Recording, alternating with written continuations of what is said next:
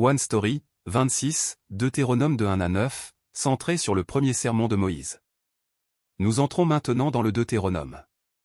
L'Exode et les Nombres ont été écrits pendant que le peuple se déplaçait, et le Lévitique a été écrit pour la vie future de Canaan dans le désert du Sinaï, situé en dessous de Canaan. Le Deutéronome a également été écrit pour rappeler le passé et préparer l'avenir, dans les plaines de Moab, situées à droite de Canaan, et il est plus long que le Lévitique. Dans les Nombres, Moïse sait déjà qu'il va mourir et qu'il ne pourra pas entrer en Canaan. Il a également établi Josué et Éléazar comme successeurs. La mission qui reste à Moïse est de continuer à harceler spirituellement ses compatriotes israélites jusqu'à sa mort. Le livre du Deutéronome est donc un recueil des 3 sermons de Moïse, à l'intention des Israélites, et une compression du livre de l'Exode aux Nombres. Vous n'avez pas cru en l'Éternel, votre Dieu. Au cours des 40 années qui se sont écoulées entre la traversée de la mer Rouge et les plaines de Moab, l'incident le plus grave a été l'espionnage de Canaan. Comme nous l'avons déjà vu dans les Nombres, l'ordre de Dieu pour la conquête de Canaan était clairement: Voyez, j'ai mis le pays devant vous, allez-y et prenez possession du pays que l'Éternel a juré de donner à vos ancêtres Abraham, Isaac et Jacob ainsi qu'à leur descendance après eux. Et Moïse transmit exactement ce que Dieu avait ordonné, mais les Israélites dirent: Envoyons des hommes devant nous pour explorer le pays et pour nous faire un rapport sur le chemin par lequel nous y monterons et sur les villes où nous arriverons.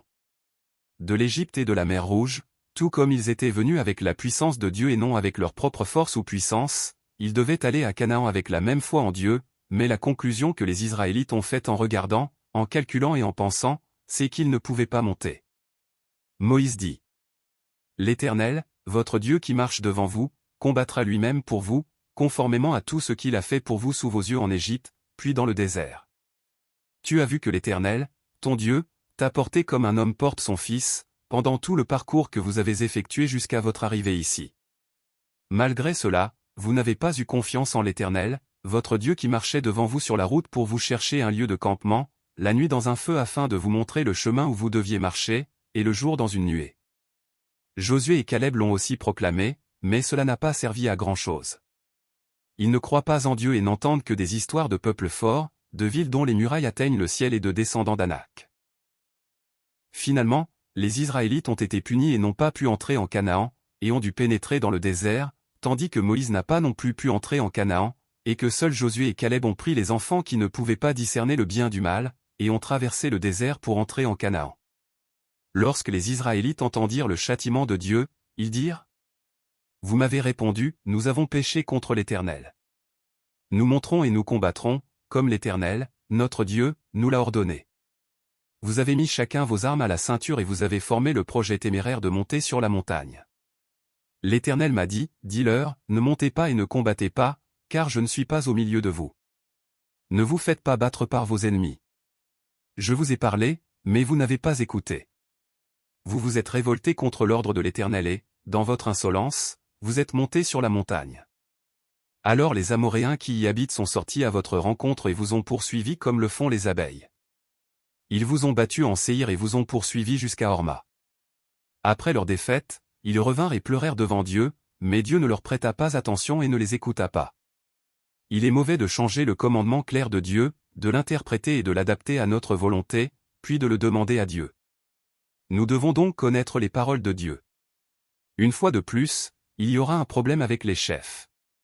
Tous ceux qui ont signalé l'infidélité étaient des chefs de tribu.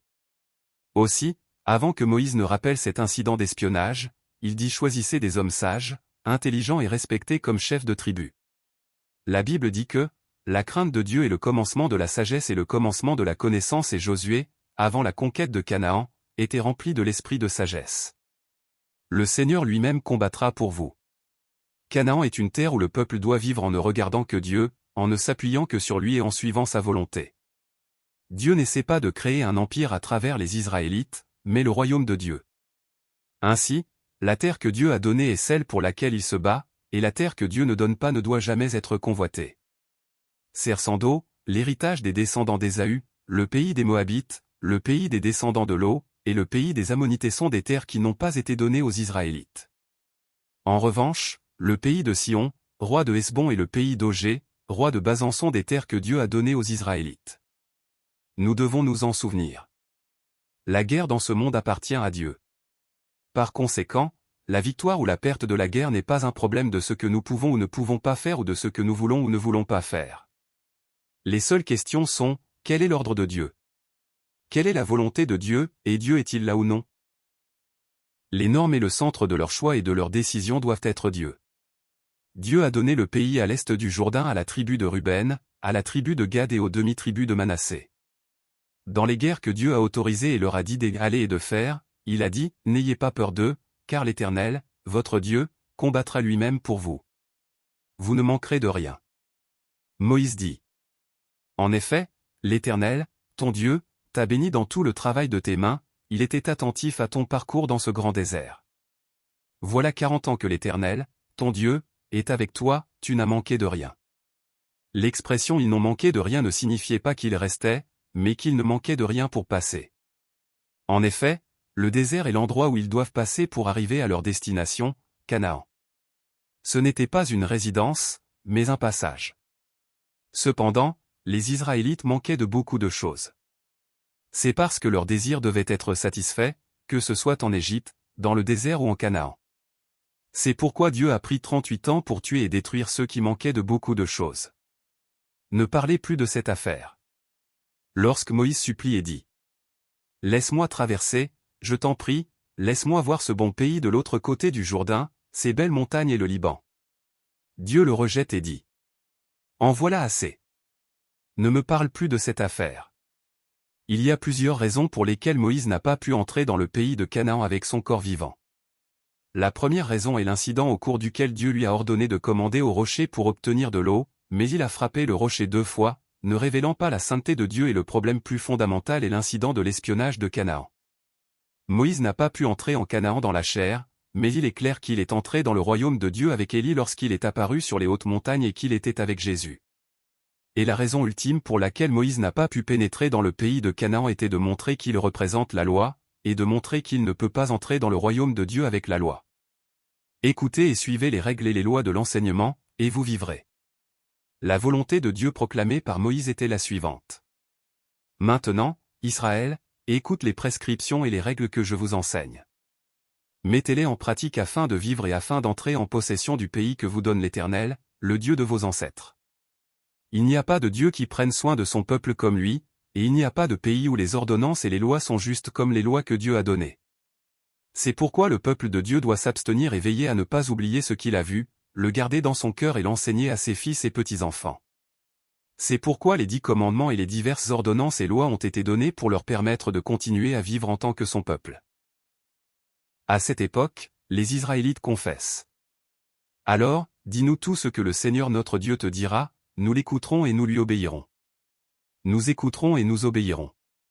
L'Éternel a entendu les paroles que vous m'avez adressées et il m'a dit, j'ai entendu les paroles que ce peuple t'a adressées. Tout ce qu'ils ont dit est bien. Si seulement ils avaient toujours ce même cœur pour me craindre et pour respecter tous mes commandements, afin d'être toujours heureux, eux et leurs enfants. C'est bien le désir de Dieu, mais Dieu sait. Il sait comment les Israélites vivraient une vie allant à l'encontre de Dieu. Néanmoins, Dieu enseigne, et Moïse dit une fois de plus. Vous veillerez à vous conformer à ce que l'Éternel, votre Dieu, vous a ordonné de faire, vous ne vous en écarterez ni à droite ni à gauche. Mais nous devons savoir que Dieu leur dit d'obéir à tous ses commandements avec beaucoup d'efforts. Si Dieu leur dit d'obéir à tous ses commandements avec beaucoup d'efforts, ce n'est pas pour qu'ils obtiennent le droit d'être son peuple sur la terre de Dieu en observant les lois. Lorsqu'ils sont désireux d'observer la parole que Dieu a donnée, ils découvrent qu'ils sont pécheurs et qu'ils ne peuvent pas observer la parole du Dieu saint, et c'est donc à eux de demander l'aide de Dieu. Et pour les aider, pour trouver le besoin du Sauveur et du Messie pour le salut, Dieu leur a dit d'obéir à ses ordonnances et à ses lois. Nous ne devons jamais l'oublier. L'Éternel, ton Dieu, est un feu dévorant et un Dieu jaloux. Parmi les 10 commandements, Dieu insiste surtout sur le fait qu'il ne faut pas servir les idoles. Connaître la volonté de Dieu mais commettre des erreurs parce qu'on est encore faible et changer Dieu lui-même, c'est autre chose. C'est pourquoi la Bible parle de l'idolâtrie comme d'un adultère. C'est un adultère spirituel. Il ne doit pas y avoir d'image. Même si Dieu pardonne d'autres choses, il n'ignorera jamais l'idolâtrie. Elles seront détruites par la jalousie de Dieu. Si son peuple adore des idoles, Dieu invoquera le ciel et la terre comme preuve pour les détruire dans le pays que Dieu a permis, et les disperser parmi de nombreuses nations, rendre les restes moins nombreux, et là ils serviront les 20 dieux faits de main d'homme. L'Éternel est Dieu, je vous ferai savoir qu'il n'y a pas d'autre Dieu. Le peuple de Dieu n'a pas été détruit et dispersé parmi les diverses nations parce que la puissance de Dieu était faible, mais parce que Dieu aime son peuple. Enfin, il dit, l'Éternel qui est Dieu et qu'il n'y en a pas d'autre que lui. Finalement, lorsqu'ils trouveront Dieu de tout leur cœur et de toute leur âme lorsqu'ils sont dans la détresse, ils rencontreront Dieu et reviendront à lui et obéiront à sa parole. Il n'y a pas d'autre Dieu que Dieu. Non, Dieu est le seul Dieu. Les autres dieux ne sont que des idoles créées par l'homme. Dieu est un Dieu miséricordieux, qui n'oublie pas ses alliances, et un Dieu puissant qui accomplit des miracles. En observant les règles et ses commandements en recevant la bénédiction de Dieu pour être avec lui, ils peuvent vivre longtemps dans le pays qu'ils les ont autorisés. Aime le Seigneur ton Dieu de toute ton âme, de toute ta pensée et de toute ta force. Plus tôt, Dieu nous a dit de continuer à suivre les règlements et les lois. Et parmi les règlements, il a dit que le plus grand commandement est: tu aimeras l'Éternel, ton Dieu, de tout ton cœur, de toute ton âme et de toute ta force. Mais à partir de maintenant, c'est important. Dieu a dit d'aimer et nous devons simplement aimer, mais Dieu a encore donné des lois pour cet amour. Encore une fois, ils ne peuvent pas aller à Dieu par le biais de la loi. Personne ne peut respecter toutes les lois. Cependant, ceux qui réalisent la grâce de l'amour de Dieu et qui aiment Dieu iront jusqu'à la loi pour garder cet amour. Ils sont censés apprendre plus fort et enseigner plus fort. C'est pourquoi Dieu a dit: les commandements que je te donne aujourd'hui seront dans ton cœur. Et tu les répéteras à tes enfants, tu en parleras quand tu seras chez toi, quand tu seras en voyage, quand tu te coucheras et quand tu te lèveras. Tu les attacheras à tes mains comme un signe et ils seront comme une marque entre tes yeux. Tu les écriras sur les montants de la porte de ta maison et sur les portes de tes villes. L'amour est effort et engagement. Ce ne sont pas des paroles en l'air. Dieu conduira les Israélites en Canaan comme il l'a juré à Abraham, Isaac et Jacob, en leur donnant une ville qu'ils n'ont pas bâtie, une maison pleine de belles choses qu'ils n'ont pas remplies eux-mêmes, des vignes et des oliviers qu'ils n'ont pas plantés, pour qu'ils en mangent et soient rassasiés.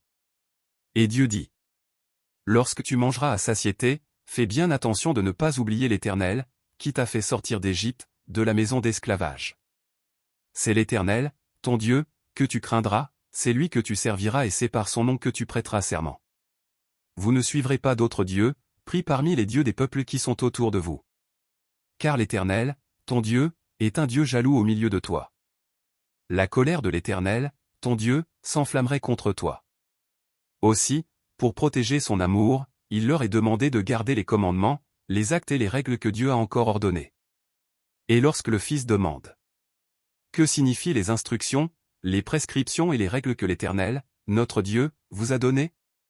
Dieu dit de parler de la puissance, des miracles, des prodiges et des conseils que Dieu a fait pour son peuple et de dire: l'Éternel nous a ordonné de mettre toutes ces prescriptions en pratique et de craindre l'Éternel, notre Dieu, afin que nous soyons toujours heureux et qu'il nous conserve la vie, comme il le fait aujourd'hui. Nous aurons droit à la justice lorsque nous veillerons à mettre en pratique tous ces commandements devant l'Éternel, notre Dieu, comme il nous l'a ordonné. Cela signifie qu'il faut laisser Dieu se transmettre de génération en génération. Votre Dieu grand et redoutable est au milieu de vous. S'ils vont en Canaan, le pays que Dieu conduit et envoie, ils détruiront les 7 tribus qui l'habitent, ils ne feront pas d'alliance avec elles et n'auront pas de pitié pour elles. Sinon, s'ils servent leur Dieu, ils seront pris au piège. Et ils ne doivent jamais avoir de relation matrimoniale avec les indigènes cananéens. En effet, en ayant une épouse cananéenne, les Israélites seront tentés de quitter Dieu et de servir d'autres dieux. Ils doivent seulement briser, déchirer et brûler tous les autels et toutes les idoles de Canaan. Les Israélites étaient sacrés dans la maison des esclaves, dans la main de Pharaon, roi d'Égypte, parce que les Israélites étaient un peuple saint choisi par Dieu sans leur mérite, parce que Dieu les aimait et à cause des promesses faites à leurs ancêtres. Par conséquent, si le peuple de Dieu aime Dieu et obéit à toutes les lois avec cet amour, Dieu respectera également l'alliance qu'il a juré de lui faire grâce et le laissera prospérer, s'enrichir, se multiplier, être béni et se fortifier. Dieu dit à son peuple de ne pas craindre tous les ennemis de Canaan s'ils marchent dans une relation sainte avec Dieu. C'est parce que le Dieu d'Israël, le Dieu grand et redoutable, est au milieu d'eux. Dieu leur a demandé de se souvenir de ce qu'il avait fait pour son peuple en Égypte. Afin que vous sachiez que vous vivez selon toutes les paroles qui sortent de la bouche de l'Éternel. Dieu répète qu'il faut garder tous les commandements qu'il a ordonnés.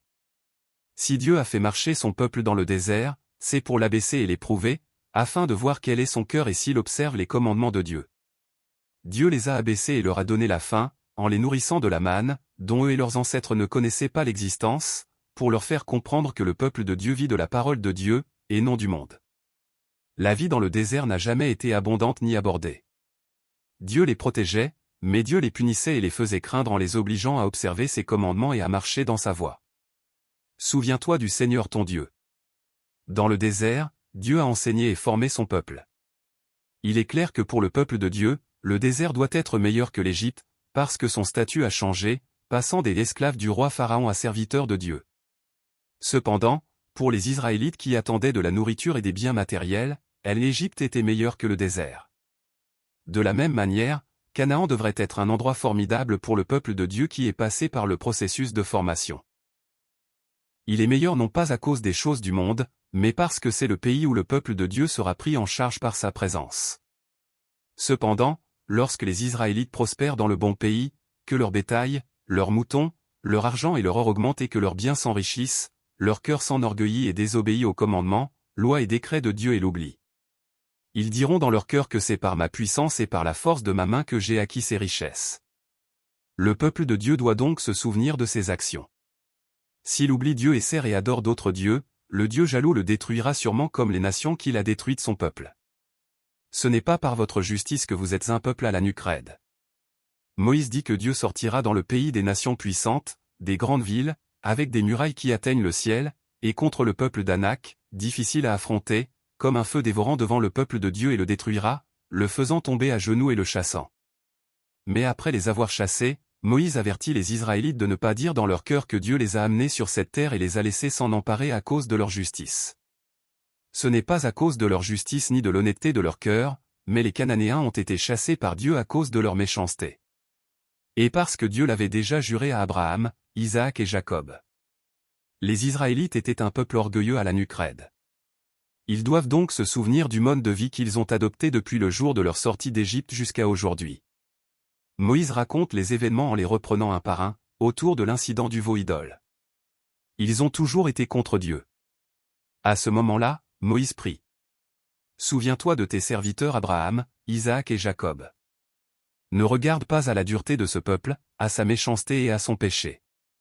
Quand Dieu voit la rébellion du peuple, il n'y a que destruction, mais il ne le détruit pas, pensant aux ancêtres de la foi, et ainsi, nous pouvons vivre grâce au sang de Jésus-Christ, le médiateur, parce que Dieu le voit lui au lieu de nous, les pécheurs qui doivent mourir. En substance, l'histoire du zèle de Dieu qui a appelé le peuple à la nuque raide, à devenir le peuple de Dieu, et le peuple saint, et qui a conduit ce peuple rebelle, vers sa terre, la terre promise, Canaan, se poursuit.